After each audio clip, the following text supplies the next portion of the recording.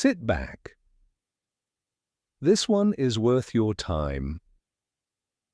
Here is the story of Yul Brynner. It is 1960. The Mexican desert outside the town of Cuernavaca. The sun is doing what the Mexican desert sun does in summer, sitting on everything like a physical weight, pressing down on the scrub brush and the dust, and the 200 people who have been out here for weeks trying to make a Western. The director is John Sturges. The film is The Magnificent Seven. And on this particular afternoon, two of the most competitive human beings ever to stand in front of a movie camera are sharing a scene. One of them is Yul Brynner. Shaved head, black outfit. The kind of physical authority that does not ask for your attention. It simply takes it. He is the star of this picture. He is the reason this picture got made. He has an Academy Award on his shelf and a Tony Award from Broadway, and he has been the most dominant presence on every set he has walked onto for the better part of a decade. He does not share scenes. He owns them. The other man is Steve McQueen. Lean, watchful, with eyes that miss nothing and a stillness that the camera finds irresistible. He is not yet the biggest star in the world. He is becoming it. And he is becoming it in the way that men who came from nothing become things, by taking ground 1 inch at a time from whoever is standing on it. Right now, Yul Brynner is standing on it. And Steve McQueen is counting his hat tips. Before this shoot was over, one of them would be threatening to walk off the set. And the other would be calling his lawyers. What happens next on that set in the Mexican desert is one of the funniest and most revealing stories in the history of Hollywood. A story about two men and what they were each made of.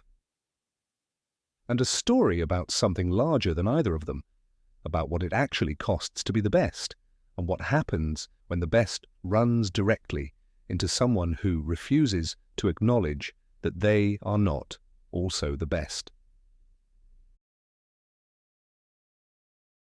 To understand why Brynner would not back down to a young punk like McQueen, you have to realize that his entire life had been a series of impossible reinventions. Every time the world told him the story was over, he rewrote it. And by 1960, he had been rewriting it for 40 years. He was born probably on July 11th, 1920. The location listed on various documents over the years includes Vladivostok, Russia, the island of Sakhalin, and a ship somewhere in international waters.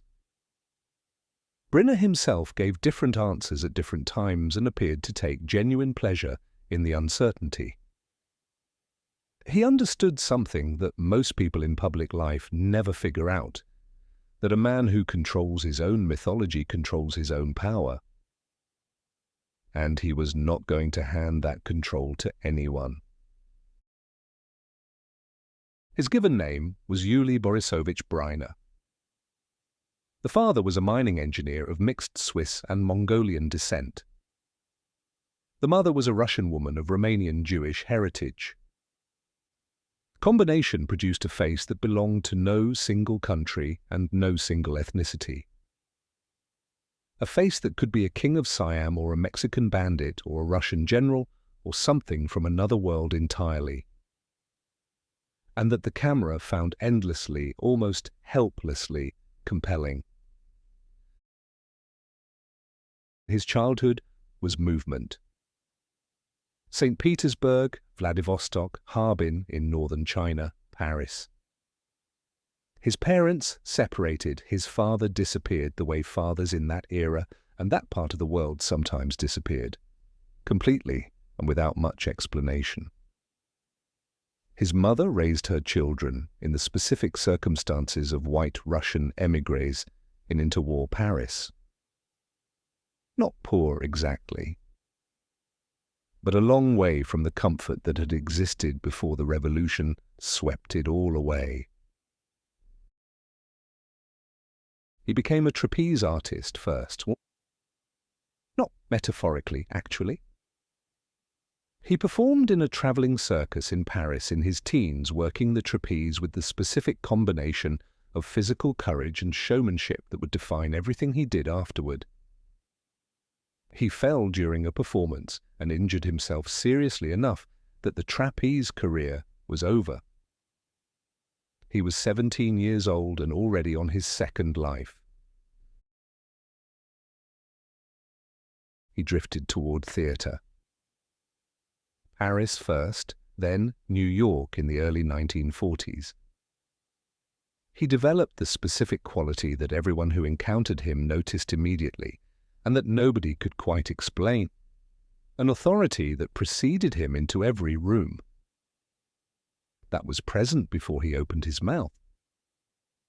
That had nothing to do with what he said, and everything to do with what he simply was. He shaved his head for a role in 1944 and never grew the hair back.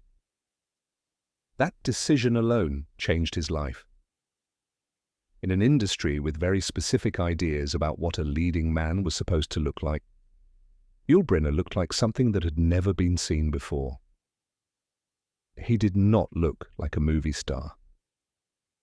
He looked like a force of nature that had decided to be a movie star and was not particularly interested in whether the industry had approved the application. The King and I arrived on Broadway in 1951. Richard Rodgers and Oscar Hammerstein. And Yul Brynner as the King of Siam. He played that role for the better part of 5 decades. On Broadway, on the road. In the 1956 film version that won him the Academy Award for Best Actor. And in a final Broadway run in the 1980s that he continued performing even as he was dying of lung cancer. Announcing from the stage every night that his cancer had been caused by smoking. Asking the audience not to smoke. He gave that speech for months. He played the King of Siam more than 4,000 times. But the one thing he could not control, the one thing no amount of stagecraft could fix, was the man waiting for him in the Mexican sun. By 1960, Brynner was one of the most recognized faces on the planet. He had the Oscar, he had the Tony. He was 40 years old and at the absolute peak of what he had built. He was also the reason the Magnificent Seven existed. He had seen Kurosawa's Seven Samurai in 1954 and recognized immediately that the story was a Western waiting to be made. He bought the rights, he brought in John Sturges to direct. He assembled the cast. He was the producer and the star and the driving force. He arrived on that set in Mexico in full knowledge of all of that. His character wore black. He had negotiated that. All black against the desert landscape, an unmistakable visual signature that would separate him from every other figure on screen the moment he appeared. He had thought about the geometry of every scene before the first frame was shot. Because that is what men at his level do. They do not leave their position to chance. And then Steve McQueen showed up. 30 years old. Burning with the specific hunger of a man who can see exactly what he wants and is willing to do whatever it takes to get there. who had built his craft into something that the camera responded to with an enthusiasm that Brynner recognized immediately and assessed as a threat. Because McQueen was not doing anything obvious. He was not upstaging in the crude way that insecure actors upstage. He was doing something much more sophisticated. He was finding the stillness inside each scene and inhabiting it so completely that the camera, given a choice between Brynner's performance and McQueen's presence, kept drifting toward McQueen. McQueen had weaponized that stillness, and the hat tip was his sharpest weapon. The script called for the gunfighters to tip their hats at various points. A Western convention, a small gesture of acknowledgement between men. In the normal course of filming, such gestures are background detail. Not remotely interesting as focal points. McQueen had weaponized that gesture. A hat tip requires movement. Movement draws the eye. And a hat tip delivered with McQueen's particular brand of minimal physical expressiveness, timed with the precision of a man who has studied his own effect down to the fraction of a second, could pull focus from anything else happening in the frame at exactly that moment. He was doing it deliberately, consciously, with the cold precision of a craftsman who knows exactly which tools produce which results and has no intention of stopping until someone makes him. Brynner noticed on the second day. He was watching the Dailies and he saw it, clear as anything. In scene after scene, McQueen's hat tip was landing at the exact moment when the scene's natural focal point should have been Brynner. The eye went to McQueen every time. Not because McQueen was doing anything wrong, because McQueen was doing something right that nobody had specifically told him not to do.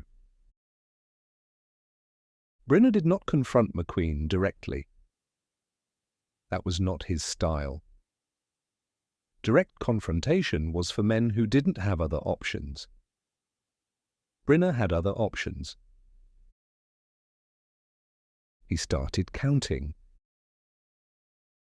He took out a small notebook. This detail comes from crew members who were there and who talked about it for decades afterward. And he began keeping a tally. Brynner hat tips versus McQueen hat tips. Scene by scene, day by day. He was not going to be outmaneuvered by a kid from a reform school on his own picture. He had produced this film. He had cast McQueen. He was the star. And he was going to know exactly what was happening inside every scene well enough to counter it. The crew found out within a week. Of course they did. 200 people in the Mexican desert for weeks. There are no secrets on a film set.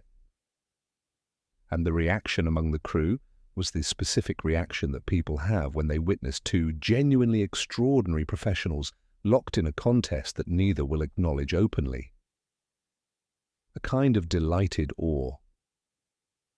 The sense of watching something you know you will be telling people about for the rest of your working life. John Sturges later said that directing The Magnificent Seven required him to simultaneously manage the creative demands of the film and the territorial instincts of two of the most alpha human beings he had ever encountered in 30 years of filmmaking. He said it with a weariness that suggested the experience had permanently aged him. The lawyers and the walk-off threat came in the third week. McQueen had escalated. He was now actively lobbying Sturges for more lines, more scenes, more of the frame. Doing what he always did, pushing until someone pushed back. Brynner pushed back hard. There were conversations behind closed doors that the crew could hear but not quite make out. There were phone calls to studio representatives. There was a morning where McQueen arrived on set 2 hours late, and the production sat in the desert heat waiting, and nobody said anything because nobody wanted to be the one who said something. Brynner threatened to walk. McQueen's people called the studio lawyers. Sturgis sat in his director's chair in the Mexican desert and wondered what decision in his career had led him to this particular moment. And then both men showed up for the afternoon shoot. On time, in character. Without a word about what had happened. Because that is also what men at that level do. They fight for their ground. And then they show up and do the work. What neither man fully grasped in that desert, or what neither was willing to admit, was that what they were doing to each other was making the film better. The tension between them was not just visible in the dailies, it was the dailies. The specific electricity of two dominant presences refusing to yield to each other was creating something on screen that no amount of directing could manufacture. The 7 gunfighters felt like 7 men who had arrived from genuinely different places and were coexisting through will rather than affection. Because they were. The film opened in October of 1960. The reviews and the audience told the same story. Here was a Western with something in it that most Westerns didn't have. A genuine ensemble tension. A sense that these men were real in the way that only men who actually push against each other are real. McQueen was asked about Brynner for years afterward. He said that working with Brynner had made him better. That the competition had sharpened something in him that needed sharpening. That you don't fully understand what you are capable of until someone of that caliber forces you to find out. Brynner was asked about McQueen. He said that McQueen was the finest scene stealer he had ever worked with. And that was Yul Brynner. A man who did not give compliments as a matter of policy. Calling Steve McQueen the finest scene stealer he had ever encountered was the closest thing to a standing ovation that Yul Brynner was capable of giving. They never worked together again. They didn't need to. One film in the Mexican desert in the summer of 1960. 200 people watching. A director aging between morning and afternoon. A notebook full of hat tip tallies. Lawyers on the phone. And on screen, permanently, for as long as film exists, the record of what 2 men who refused to yield to each other looked like when they were both at the height of their powers. Yul Brynner continued for another 25 years. The King and I, again and again.